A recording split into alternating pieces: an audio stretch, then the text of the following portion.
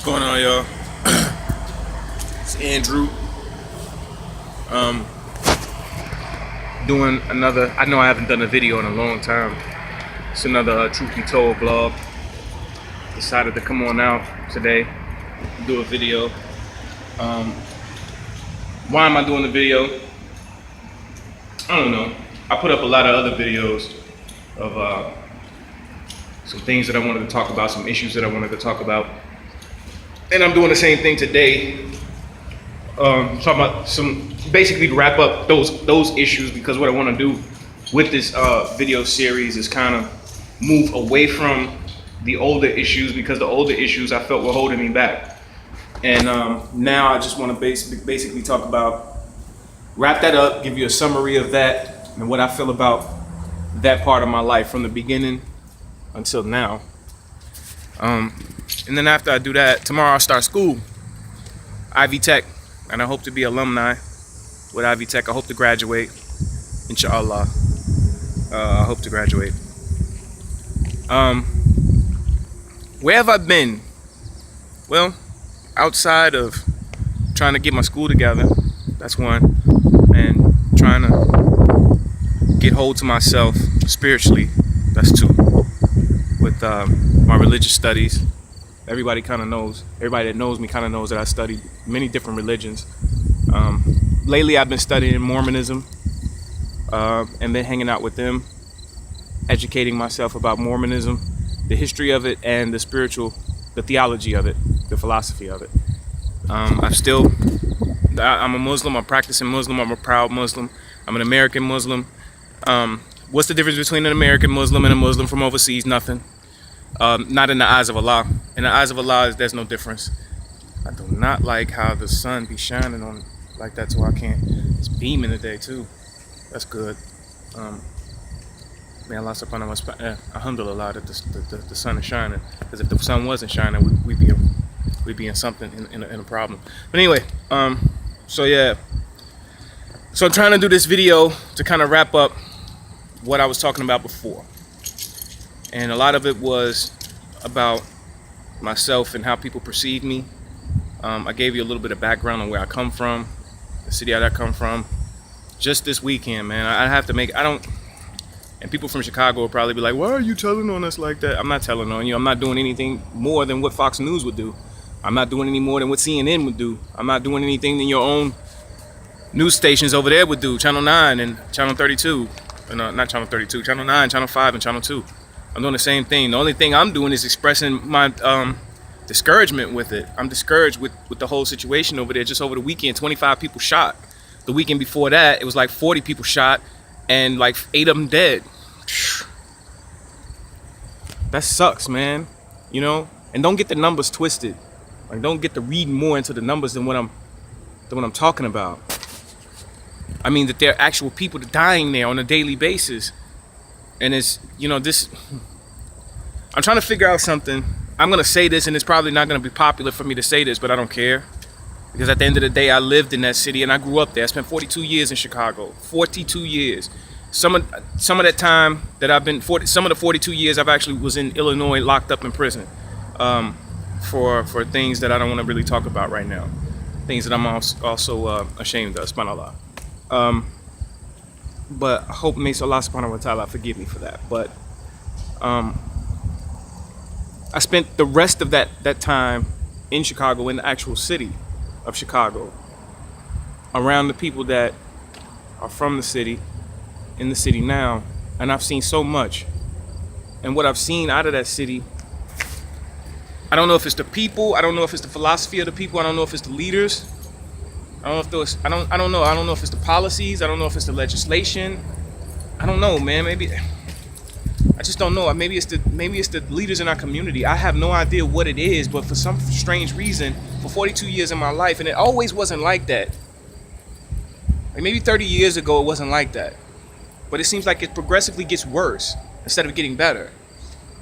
There's a team of individuals right now that are in power over in there, and I don't think they really understand the people. I don't think they understand the people. I don't think they understand the statistics. Maybe they do. Maybe they want it to be like that. There's all types of conspiracy theories about people in government and what they do to set a certain population of people up so they could end up in a gentrification situation. What gentrification is that you move a certain population or demographic of people from one area to another location. That's gentrification. Or genocide. Everybody kind of knows what genocide is. Genocide is when you take a certain population of people, a certain demographic of people, and you murder them off for whatever political reasons, for whatever religious reasons, whatever the situation may be. Oh, also, rest in peace to Kofi Annan. Kofi Annan is an African brother that was the UN Security Council secretary. I believe he was the secretary, ambassador, something of that level. Forgive me if I didn't say that right. But rest in peace to him. Inshallah, his family will do better. And may Allah subhanahu wa ta'ala bless his soul and forgive him his sins and let him enter into Jannah. I found out about Kofi Annan maybe during the Arab Spring, during like 2012. I'm not sure about the actual year. Maybe it was 2012, 2013, something like that. But the Arab Spring was during the time the administration of Obama and Hillary Clinton. And at the time, Egypt was going through a big revolution. They was going through a little political change over there. They were trying to not really get rid of their leaders, but they're trying to change their leaders out. That was the first time that I ever got some information. That's the first time I ever seen Kofi Annan. And Kofi Annan was somebody that always was pushing for peace and always was pushing for a diplomatic resolution to very difficult political conflicts. And I used to listen to him a lot when he would give his speeches at the UN Security Council, and when he would, kind of talk to people about what was going on, and try to sit down with the different leaders and try to come up with some type of solution that was better for everybody all the way around. To me, he was a peacemaker. I don't know what was going on behind the scenes, and I always say this, dude. I don't know what's going on behind the scenes. All I can do is comment on what people show me. I can only comment on what people show me. I can't comment on what's going on behind the scenes. It's oftentimes people will show you something face to face, and then behind your back they'll say something else. The Quran talks about that. The Quran talks about that. SubhanAllah. So that's not really what I wanted to talk about. What I want to talk about today is just wrapping up what I did in the first couple videos of the Truth Be Told. It's actually a lot of the videos now in the Truth Be Told vlog. Okay, so everybody probably wants to know, after reading all of that stuff or listening to all of that stuff, it's like, what's up with you in your personal life now? What's up with your romantic life now? What's up with your love life now? Nothing. I'm just being honest with you, instead of sitting up here trying to stunt and be like, man, I got all the women in the world, dog. Man, dog, I know everybody. I'm doing something to everybody. I keep a different chick in the bed every night. Instead of being like that. And there's nothing wrong with that lifestyle. If that's your lifestyle, that's your lifestyle. I can't hate on you for that. I can't criticize you for that. I can't judge you for that. If that's what your only judge is Allah subhanahu wa ta'ala. That's your only judge is Allah subhanahu wa ta'ala. And inshallah, He will be merciful on you. On that. You know what I mean? And who knows? I can't judge you on that because I don't know your life. I don't know your soul. Only Allah subhanahu wa ta'ala designed your life to be the way it is. So maybe you should that. Maybe you earned that.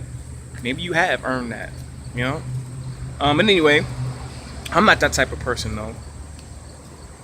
Sometimes it's by choice, and sometimes it's by straight up force.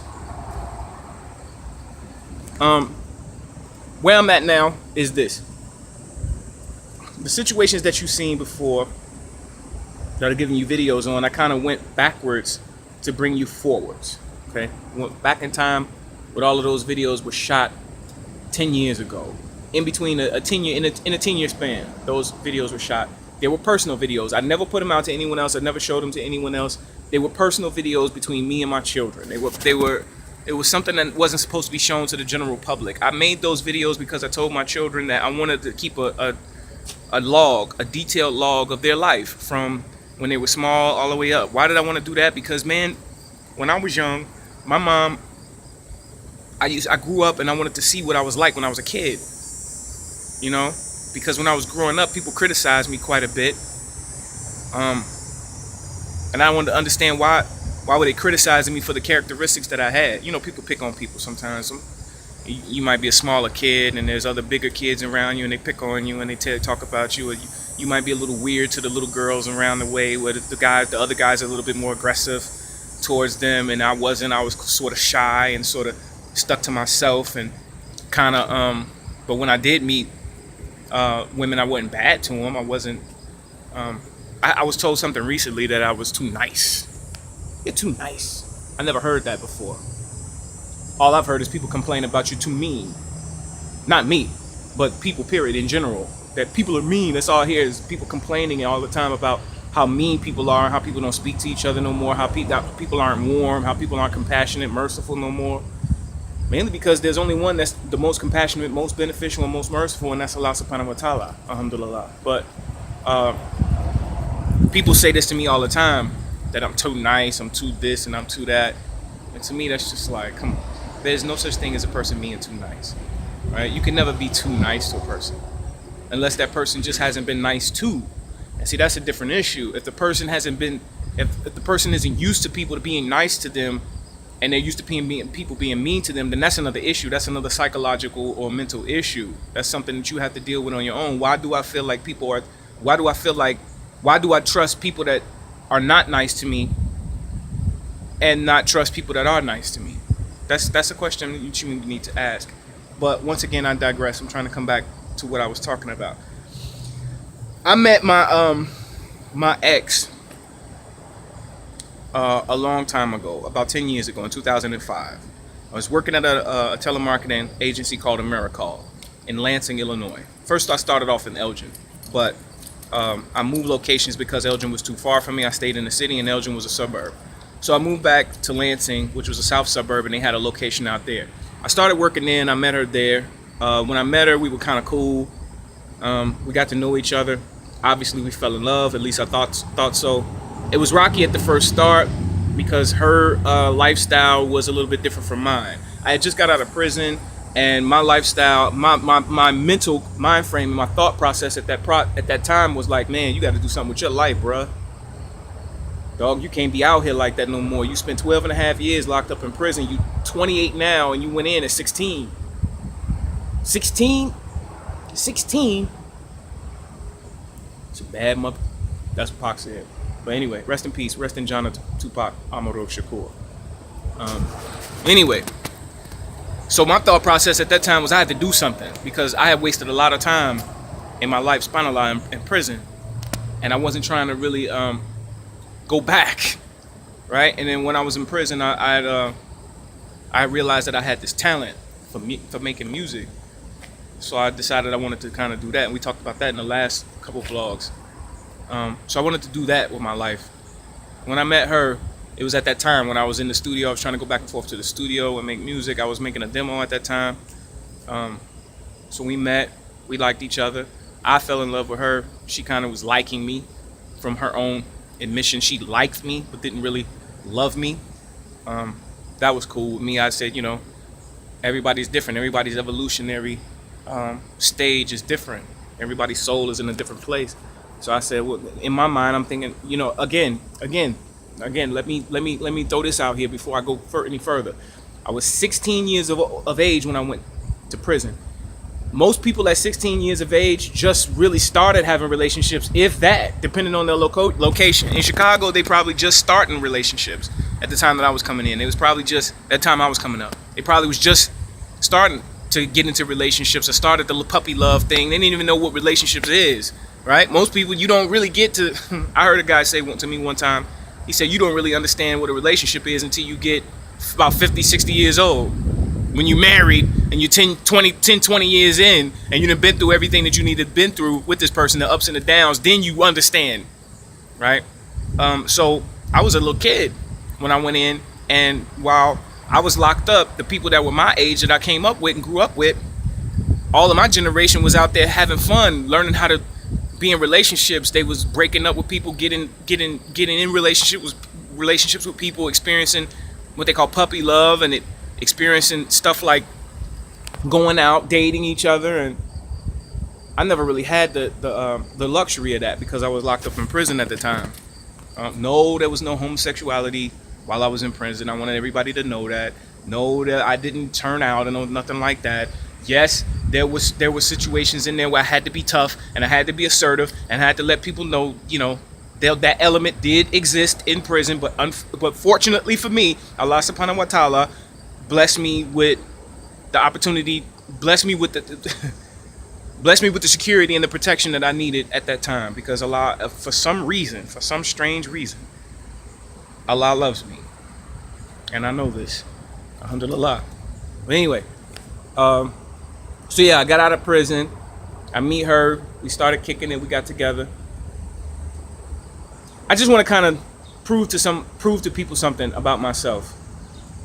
And I used to be ashamed of this, but now I'm starting to understand there's nothing to be ashamed of. It's just the way you are. I used to buy her a lot of stuff. I bought her gifts and stuff like that. When I first met her, she really didn't have too much. And I hope this doesn't put her out there in a negative light or anything like that. But she didn't really have too much. She had children, and her children wasn't. She had a lot of children, and she was trying to take care of them. And on the job and on the salary that she was coming home with, she didn't really have much. She didn't have much. She was trying to take care of them. Her mom picked up the slack where she could, and her dad picked up the slack where she could. But for the most part, her family was taking care of her and taking care of the kids, because she really couldn't make a lot of money like that. So I bought her a lot of stuff. In between spending money on, I remember we had an argument one time.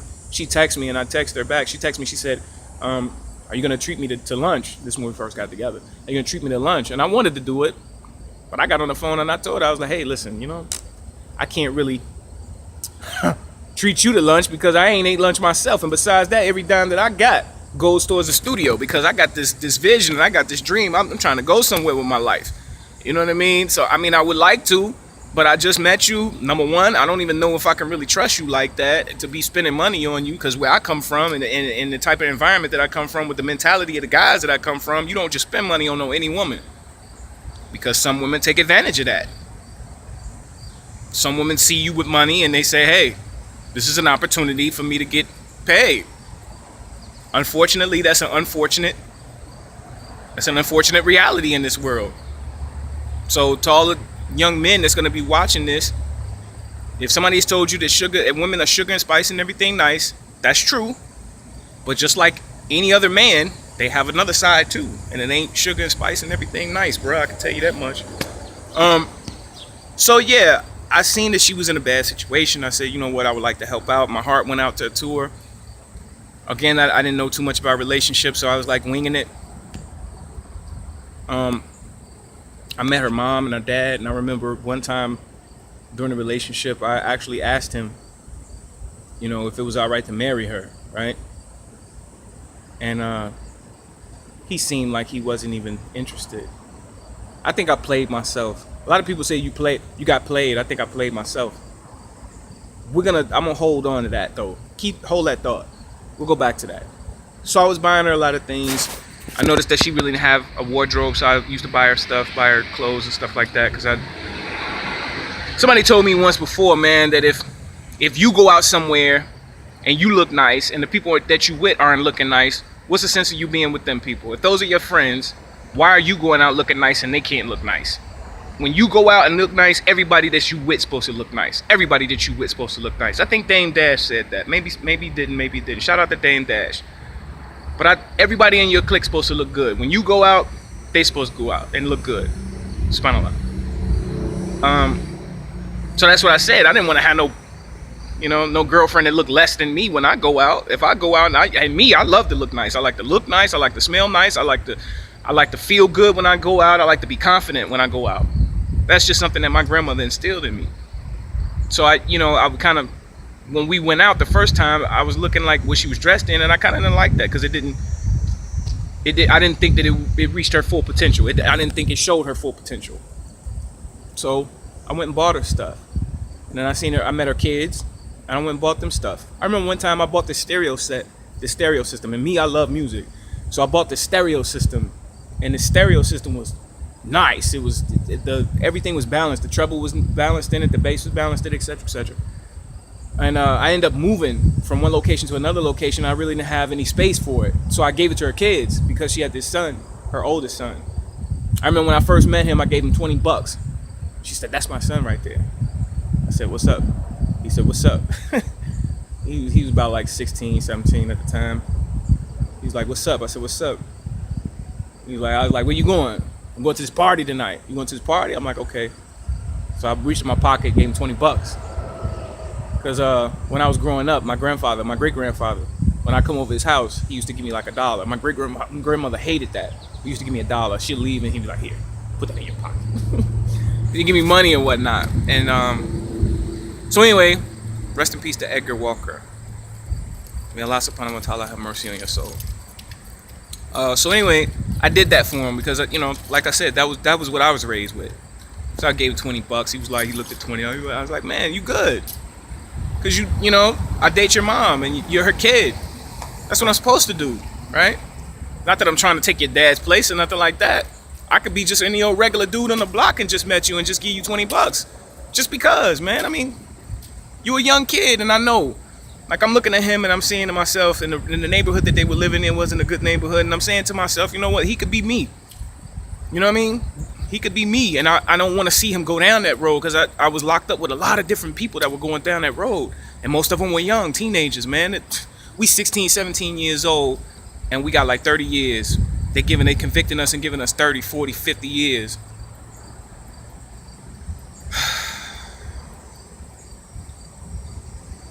I want to shout somebody out real quick. There's a guy named Adolfo Davis I was locked up with, aka Spoon Cake. Shout out to Spoon Cake. He had the judge gave him double natural life plus 30 years. Double natural life plus 30 years. What does that mean? That means that at the age of 17 years old, he was convicted of murder and was given, at 17 years of age, double natural life plus 30, which means he had to naturally die 2 times and come back in a third lifetime and give him 30 straight years. Life was completely over with. Completely over with. So, shout out to Adolfo Davis. And may Allah subhanahu wa ta'ala make it easy for you and grant you ease. And shout out to the individuals that he may have hurt, allegedly hurt, that put him in prison. And may Allah subhanahu wa ta'ala grant you guys ease as well. Well, anyway, so I'm looking at this kid and I'm like, this is my girlfriend, it's her kid. So I'm like, you got to do good. Now, everybody around me at the time there was a few people around me that was like, man, dude, that's not a good idea. They trying to talk to me and they giving me advice and whatnot, telling me, hey, that's not a good idea. You shouldn't be with a woman who you fresh out of prison, you have no kids at the present time. You got your whole life ahead of you. You have no responsibilities. Why are you dating someone who has a bunch of kids? Why are you dating someone who is making the type of money that she's making? She's making nothing. Why are you dating someone who's not really going in the type of direction that you're going? I grew up knowing about Jesus Christ, the Prophet Isa. May peace be upon him. And the Prophet Isa, may peace be upon him, he was the type of individual that always talked about doing something for the poor and doing something for people that were less fortunate than yourself, and doing something for people when you feel like, when you look at someone and you see them in a bad situation, you're supposed to feel something. You're supposed to feel something. There's supposed to be something there that tugs at your heart and makes you say, I want to help this person. Now again, I did a lot of time in prison, so I was in solitary most times. So it was just me, Allah subhanahu wa ta'ala, the Bible, right? So maybe my perception of reality was skewed a little bit because I wasn't out here living life and I didn't see things. My grandmother I used to get on my phone and call my grandmother, and she used to be like, things out here getting worse, they're getting bad. They're not the same way that it used to be when you were out here, Andrew. When you get out, you're gonna have to really, grow some tougher skin, because these people out here, they starting to lose their care. They're starting to lose their love. They're starting to lose compassion and mercy. So, but being locked up, I didn't get to see that because there was structure where I was at. We ate at a certain time. We walked around at a certain time. We went to bed at a certain time. Everything was structured. So to me, I didn't really see the change. But, when I got out, obviously I was seeing the change, but I was still naive and still gullible to what was actually going on out here, subhanAllah. So a lot of people was just like, they knew her and they didn't know me, but they knew her and they knew certain things about her, and they were telling me things and things that I didn't want to hear, actually. But I was also the type of person that was taught a long time ago that you don't listen to what other people tell you.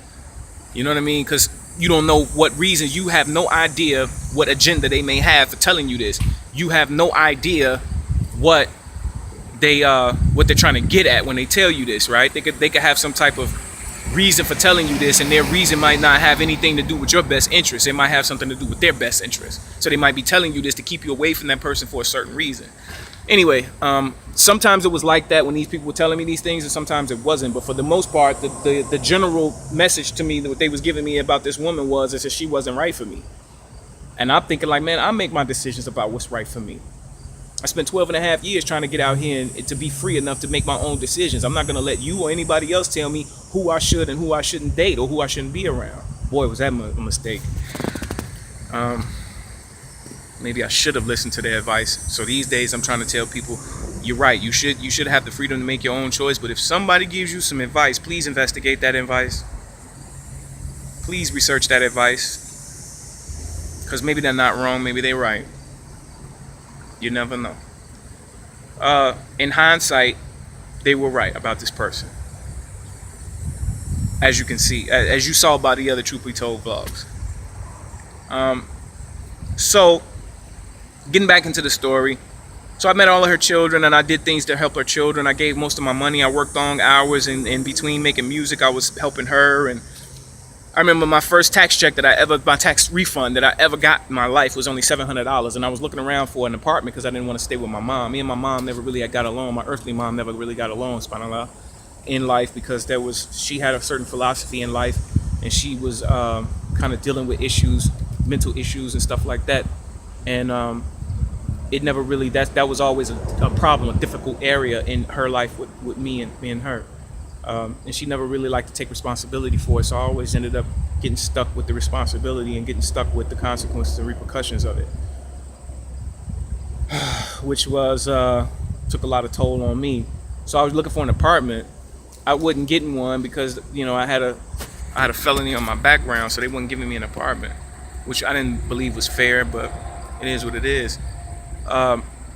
So I ended up taking the tax check that I got, and I went all the way downtown. I went downtown Chicago. Anybody knows about downtown Chicago, it's beautiful, right? The skyscrapers and stuff like that. Trump Towers is down there. Shout out to Donald Trump. Trump Tower is down there and all of that. And so I went all the way downtown. I went to the store, and I got her a nice pair of gym shoes. And I got her a nice pair, a couple pair of jeans and stuff like that, a couple shirts and stuff. And I brought it to her, and I wrapped it up and put it in a nice bag, and I gave it to her because this is stuff that you're supposed to do for your woman. Now, understand this.